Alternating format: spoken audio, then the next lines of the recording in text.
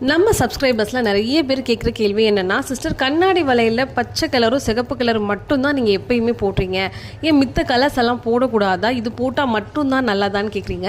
கண்ணாடி வளையலுங்கிறத போட்டாலே நிறைய பாசிட்டிவிட்டி நமக்கு இன்க்ரீஸ் ஆகும், கண் திஷ்டிலாம் குறையும்.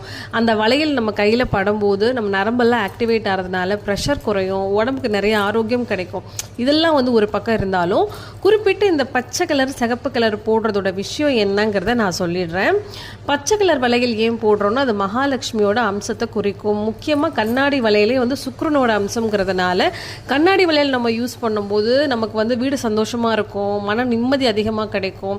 அதே மாதிரி பண வரவுகள் அதிகமாகக்கூடிய விஷயங்கள் எல்லாமே நமக்கு நடக்கும். இந்த கண்ணாடி வளையலில் வர்ற அந்த சத்தத்தினாலேயே பாசிட்டிவெல்லாம் இன்க்ரீஸ் ஆகும், அப்சர்வ் ஆகும். அதனால தான் பச்சை கலர் கண்ணாடி வளையல் ரொம்ப ரொம்ப நல்லது. சிகப்பு கலர் கண்ணாடி வளையல் ஏன் நம்ம போடுறோம்னா, நெகட்டிவிட்டி எதுவுமே நம்மளை அண்டாமல் இருக்கிறதுக்கு, நெகட்டிவிட்டி வெளியே போகிறதுக்கு, அந்த கந்திஷ்டி எல்லாம் கழியிறதுக்காக அந்த சிகப்பு வளையல் நம்ம யூஸ் பண்ணுறோம்.